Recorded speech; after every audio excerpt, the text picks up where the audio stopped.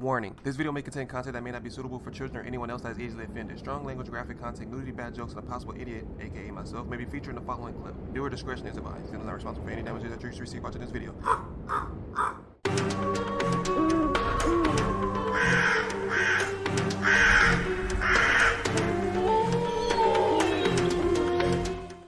Hey, what's up, y'all? It's Zems, and welcome back to another reaction video. Today we're gonna react to the most feared girl in Mexico, mature audience only. For those of my Spanish speakers, si recomienda la discreción de los espectadores. Yo, we are about to dive into something magnificent, something scary, something spooky, something strange, dark, and mysterious. If you guys are new today, it's your first time on Reprisalzems, and welcome to the Crow's Nest. But for now, let's get it. Let's go! This story has a very graphic ending, so viewer discretion is advised. But before we get into today's stories, if you're a fan of the strange, dark, and mysterious delivered in story format, then you come to the right place, because that's all we do. We upload once or twice every week. Let's If go! that's of interest to you, please put a single metal fork in the left button microwave, set it for 99 minutes, hit start, and then leave. Also, please subscribe to our channel and turn on all notifications so you don't miss any of our weekly uploads. Before we get into today's story, I want to talk to you about today's sponsor, BetterHelp. Back in 2015, when I was still in the military and was not on YouTube yet. Look at this handsome human being! I fell into a very deep depression. I was mad all the time, I was isolating myself, I was basically self-destructing. And eventually, after my family encouraged me to do so, I did go out and get help. I sought out a therapist, and honestly, looking back, I think that decision saved my life. So when BetterHelp, which is a very highly reviewed online therapy platform, reached out to me and asked if we could partner, I immediately said yes, because I know therapy works. It does. For the last couple of months, I've been using their platform, and it's great. It's easy to use, it's affordable, all their therapists are licensed and accredited, but in my opinion, the best and most unique aspect of BetterHelp is that it's all online. Back in 2015, I almost didn't seek out a therapist because I was so concerned about physically walking into the therapist's office and having someone who knows me see me walking in and judging me. But with BetterHelp, you can get the help you need from the comfort of your home and in total anonymity. Sign up is super easy. You just fill out a questionnaire, and then right away a therapist gets in touch with you and they set up a time to talk to you within 48 hours. And if you want to change your therapist at any time, it's free and very easy to do. So if you think talking to someone could benefit you like it benefited me, then go to betterhelp.com/Mrballen. That's better, H-E-L-P. And if you sign up using the Mrballen link in the description, you'll get 10% off your first month. Okay, let's get into today's story. Yeah, that's true, man. I'm glad he said that, because depression is a thing. I think I told you guys too, I had depression, bro. So I was glad that he was able to partner up with somebody that can reach out and help those that may need it, because some people are not comfortable, like you said, walking in and having somebody see you and think, because people think getting help, it means something's wrong with you, like your mental is not stable or something, but it's natural, it's normal, and that's some things that we don't talk about as human beings, is being depressed. Like, oh, suck it up, you have a lot going for you, so you have no reason to be sad. Back in my day, cool, like you're not me, you know what I'm saying? You don't take the same things that I take, you don't react the same way, you don't have the same emotions as me, so don't tell me what I'm reacting to is not worth reacting to. You get what I'm saying? So do what's best for you guys. If you need the help, go get it. I'll support you, and I'm pretty sure anyone that loves you will support you to do the same way. But for now, this is the Mrballen dance. Let's go. Come here, Harris. Get the Mrballen dance too. You want some? All right, you missed it. It's too late. Don't even come over here. I love you though. The cave.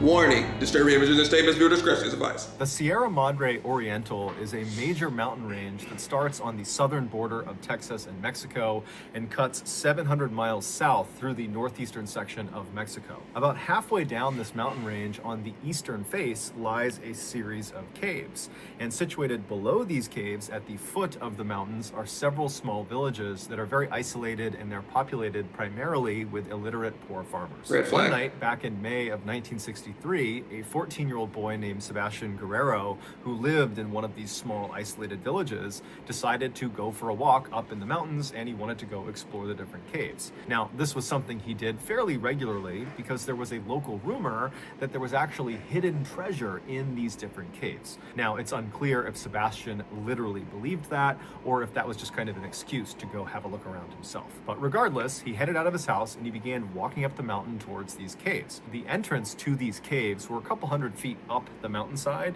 and then each of the various entrances, which ranged in size from fairly small to enormous, were spread out a couple of miles in each direction. So Sebastian starts walking up the mountain towards the first entrance he can see. It's dark outside, he's got no flashlight, he's just walking up, and as he's walking, he notices off to his right, fairly far away from where he was, there was light coming out of one of the cave entrances. Cartel. And he had never recalled seeing light coming out of any of these caves. Nobody ever went in these caves, especially not at night. And so his interest was piqued, and he decided he would kind of abandon his original plan to just kind of look around near his village, and he would actually walk all the way over to that lit up cave and see what was going on. So he turned right and began kind of walking uphill at an angle in the direction of this lit up cave. And so as he's walking, he's getting farther and farther away from the village where he lives, and he's starting to hear sounds coming out of this lit up cave entrance. It sounds like a person potentially, either they're laughing or they're screaming. He doesn't really know. He's thinking, you know, maybe someone's having a party inside one of these caves. He has no idea. But after he gets maybe 200 or 300 feet away from this entrance, he realizes it's definitely a person, and they're definitely screaming. And it does not sound like they're screaming out of joy. It sounds...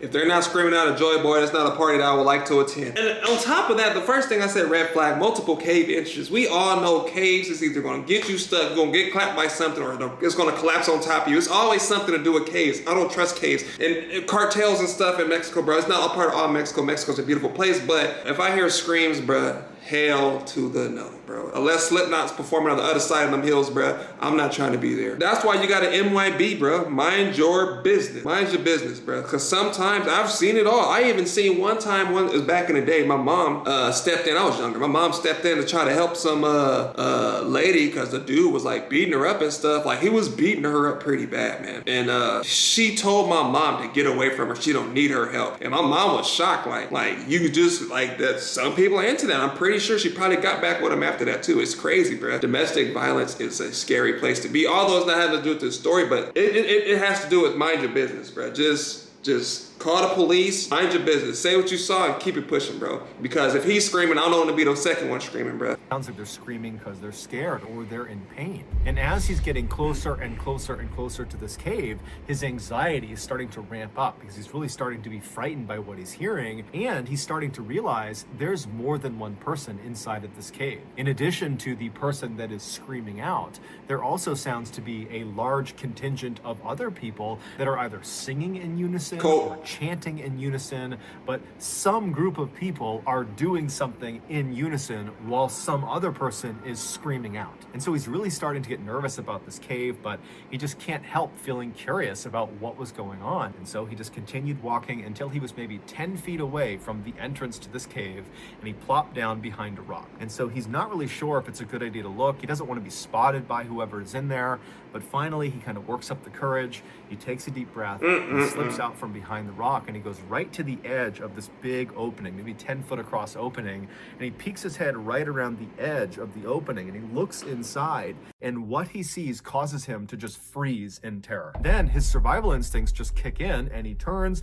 and he starts running down the mountain away from this cave. He has no idea if he's been spotted or not, but he's sensing that someone could be chasing him, and so he is just running as if his life depended on it. And he would not run back to his village. Instead, he would run nearly 10 miles to the nearest police station. And when he gets there, he busts through the front doors and he's totally hysterical. He's drenched in sweat, and the police officers are totally caught off guard. And so they're trying to tell him to calm down. And so Sebastian finally would kind of compose himself, but then he just was not able to describe what he had seen inside of this cave. Whatever he had seen, he knew it was bad, but the words were just escaping him. And so the way he described it to police was he basically thought he saw vampires. And as soon as he began describing vampires to the police, they're thinking to themselves, okay, I don't know what's going on with this kid, but this just cannot be serious. And so they consoled him and kind of calmed him down and said, look, kid, you know, I don't know what you're talking about. You know, if there's any news that comes out of something happening in the cave that's bad, you know, I'm sure we'll hear about it and we'll follow up.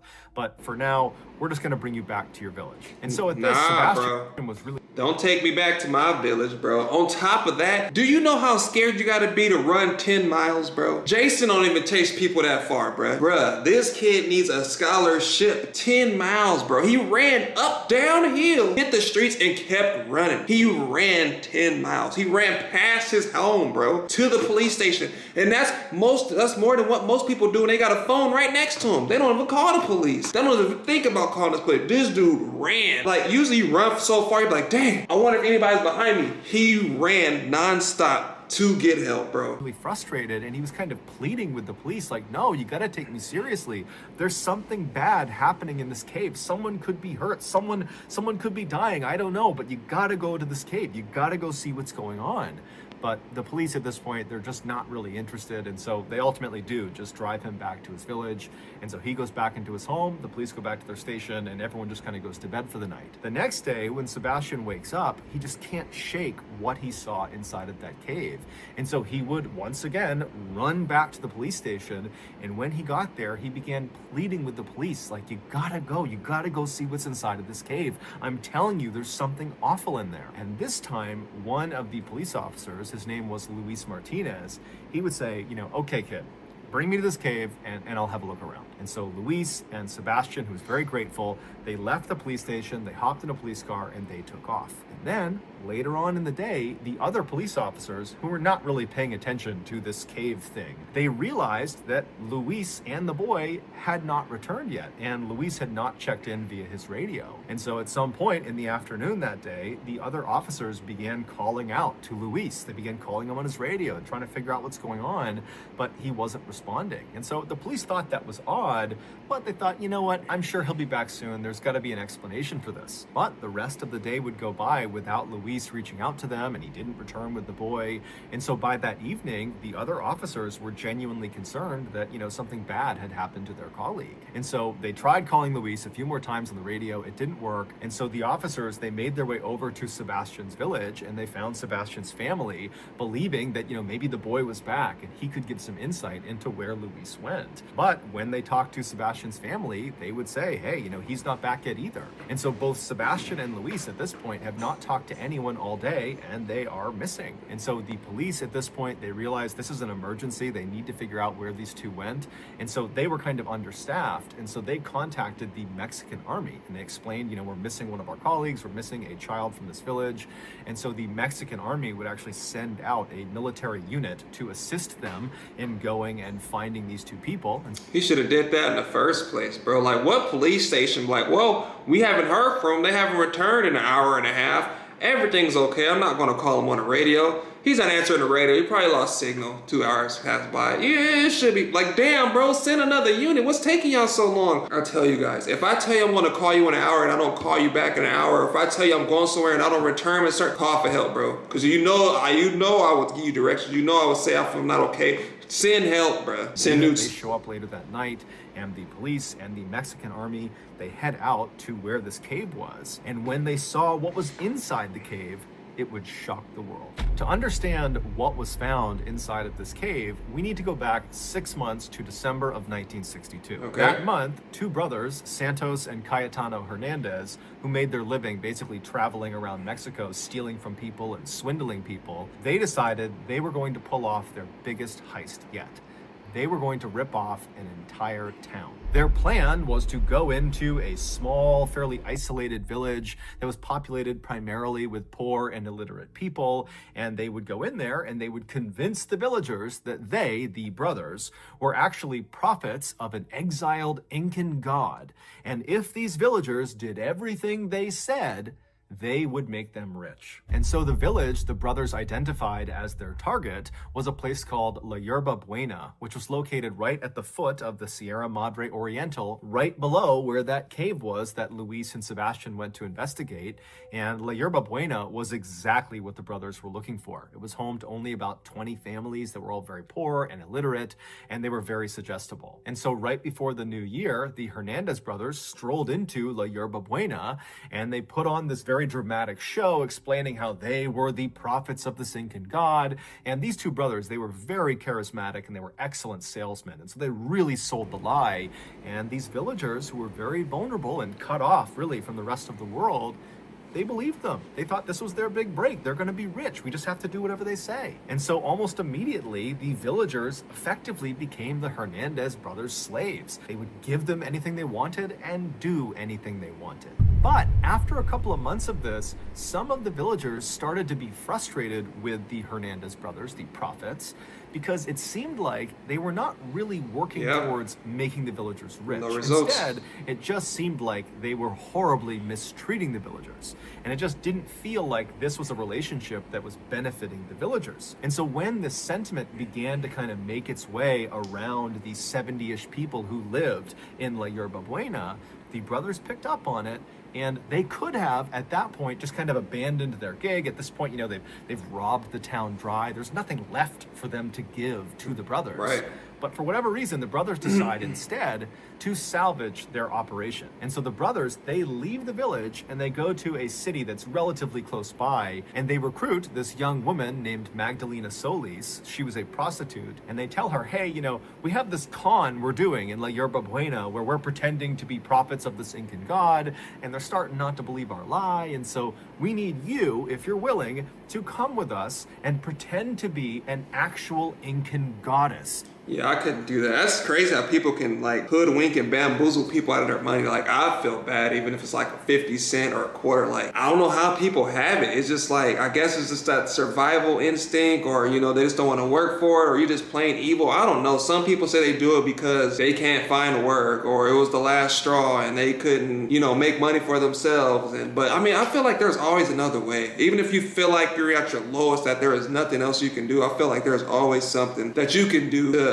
get yourself going back in the right direction. But that's just my opinion. I don't live your life. I don't know what you've been through, but that's just my opinion. I feel like once you start targeting other people and have to harm people to make it in life, then I feel like you've went down the wrong direction. You can do more, man. If you have the energy and stuff to buy guns and go out and rob people and put all them days into making people believe you're something that you're not, then you can use that time to fill out more job applications. You can use that time to travel to another state and try to get hired somewhere else. You know what I'm saying? People like to be stagnant. They want to blame everybody that's around.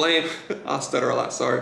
They like to blame everyone that's around instead of taking responsibility for their own actions. And so when you show up, they'll know that we were serious, that we have a direct line to the Incan gods and goddesses, and they'll believe us again, and they'll fall back in line. And so Magdalena, she likes the idea of participating in this con, and so she agrees to do it in exchange for some money. And so she, along with the Hernandez brothers and Magdalena's brother, his name was Eliezer, and he functioned as her pimp, those four people, they went back to Yerba Buena, and when they got there, the Hernandez brothers snuck Magdalena past all the villagers up to that cave up in the mountains, and they put her in the back of the cave. They kind of hid her behind some rocks, and they dressed her up in an Incan goddess costume. And then once she was in there, the brothers went back down to the village, and they rounded all the villagers up and said, come on, let's go up to the cave. We have a special ceremony for you. And so the villagers made their way up to this cave, and once they were all inside, the Hernandez brothers used some basic magic tricks and created basically a smoke screen. Once they had this smoke screen kind of billowing in the back of the cave, they secretly signaled to Magdalena, who was behind the smoke screen, and she knew that was her cue,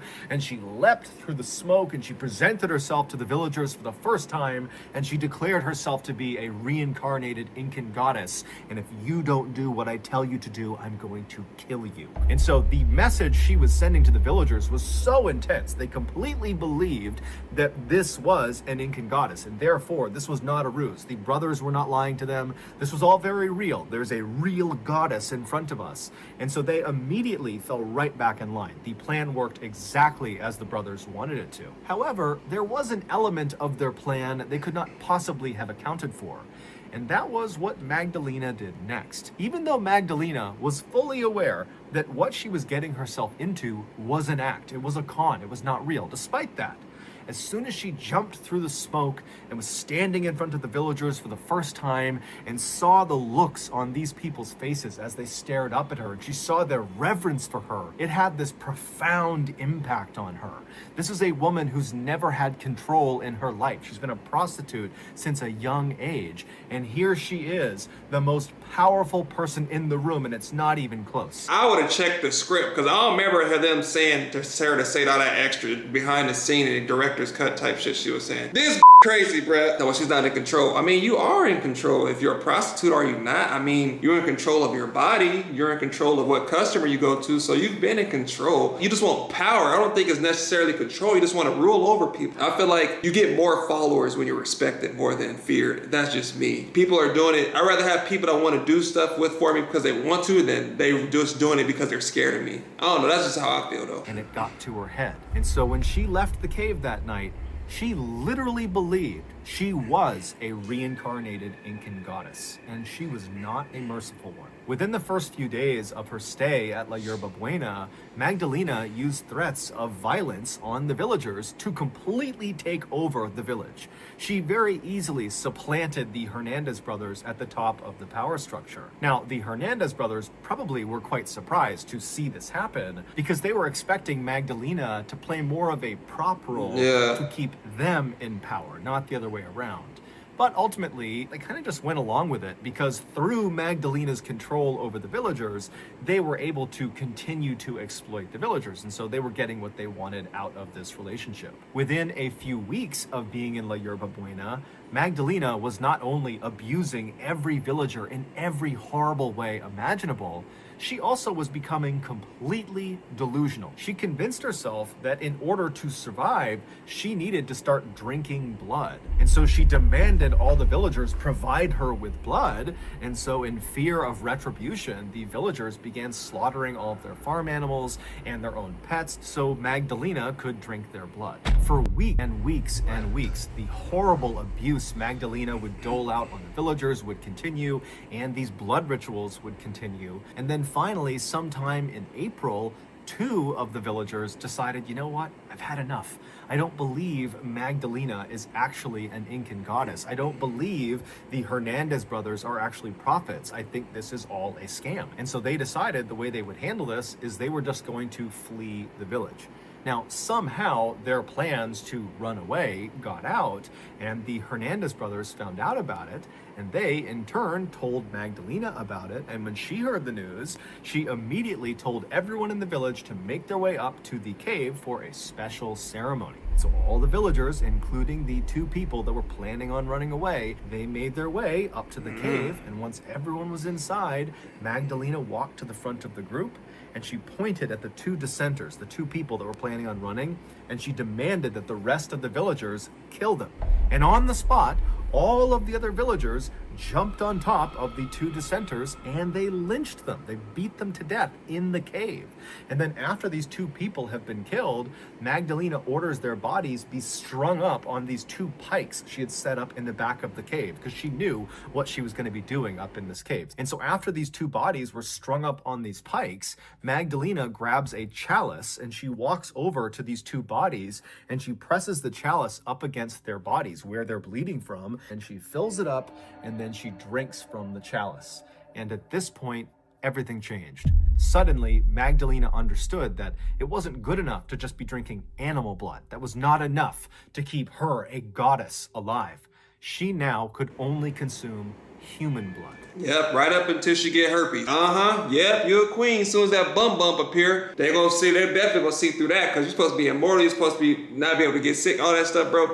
Come on, bro. You about to get herpes trying to drink people's blood, bro. And on top of that, like, they some hoes, bro. Whoever snitched on them too, bro. Y'all some hoes, bro. That's why you can't tell everybody your plan, bro. I'd be like, yeah, I'll be up there in a minute. Boy, I took off running. You will have to catch me. And the fact that they didn't even hesitate lets you know their dedication to this lady, bro. Like, I would have looked like, kill them? Why would I kill them? I couldn't do it. You can't be smart when everybody else is misled. You can't trust them because they can't think for themselves. The ones that can't think for themselves will get killed because they're going to taint the rest of the group. It's going to cause the group to turn on them. You just have to just move in silence and get out of there and just tell the police or tell somebody that what's going on and get them up out of there. They found this lady on the street throwing it back, bro, and then all of a sudden she's drinking human blood and thinking that she's a... That's probably what a dude thought they was vampires, bro. They was up there drinking blood and bouncing booty holes. So for the next several weeks, periodically, Magdalena would order everyone in the village to go back up to the cave for a blood ritual, which they all knew what this entailed. This no longer had anything to do with animals. This was human blood rituals.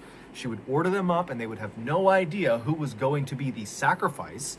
And so all these people, they get inside this dark cave, and then Magdalena shows up and she stands in front of them, and after kind of looking them over, she identifies her next sacrifice, and out of fear, the other villagers, who were the friends and family of the victim, would launch themselves on top of the chosen sacrifice and lynch them in the cave. And then afterwards, their body would be strung up on one of the pikes, and Magdalena would walk over with her chalice. She would fill it with blood and she would drink it. And so this would go on and on for several weeks. And one of the most distressing aspects of these human sacrifices is that as she did more and more and more of them, Magdalena got it in her head that beating the sacrifice to death before consuming their blood was spoiling the blood in some way. And so what she began doing was she would have the other villagers beat the sacrifice into submission, and then she would have the sacrifice strung up to one of the pikes while they were still alive, and then she would carve their heart out while they were alive, and then she would drink their blood. So in May of 1963, when Sebastian, the 14-year-old boy, when he poked his head around and looked into that cave, he watched one of these sacrifices having their heart cut out, and he didn't know what to make of it, and so he ran to the police. And then the next day, he and the police officer, Luis Martinez, they would go back to the cave, and Magdalena and her cult would spot them, capture them, and drag them both into the cave, and both of them would be ritualistically sacrificed. They would have their hearts cut out, and Magdalena would drink their blood. When the police and army arrived in La Yerba Buena, it was a ghost town because all of the villagers had been ordered up to the cave, where they had barricaded themselves inside with weapons, because Magdalena probably knew there was going to be a big police response because one of their officers has gone missing out here. They're bound to be found out. And so when the police and the army reached the cave, there's this big shootout with all of the villagers. And during the shootout, the majority of the villagers are killed. Also, the Hernandez brothers, they're also killed in the shootout. And then after the shootout stopped, the police and the army would go into this cave, and they would discover the pikes, the bloody pikes that are in the back of the cave, with bits of human remains all over the ground. And then they would leave the cave and they would search the town, and they would find the remains of Luis and Sebastian outside a particular shack.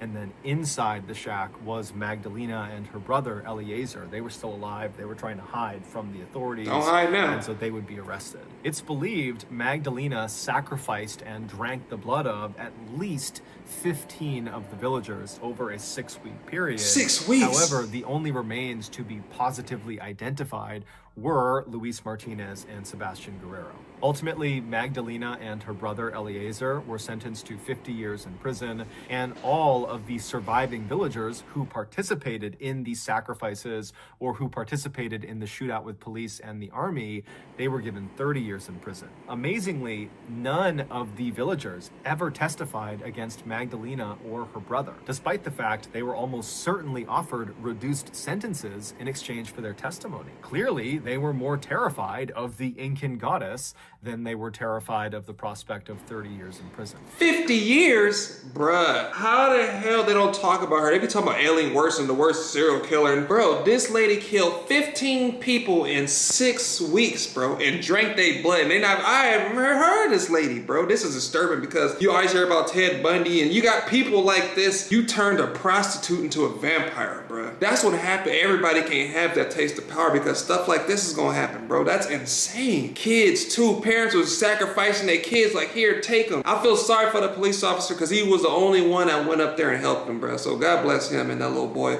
that went up there and tried to do it, bro. He should have pulled his gun and started letting off rounds, bro. I thought they was poor. Where they get Glocks and stuff from? Oh, it wasn't Glocks. I probably put no extra, but where they get guns and stuff from, bro? I thought they was poor and needed money. They got weapons. Where y'all get guns from? Although the exact date of when this happened is not known, Magdalena would eventually die behind bars.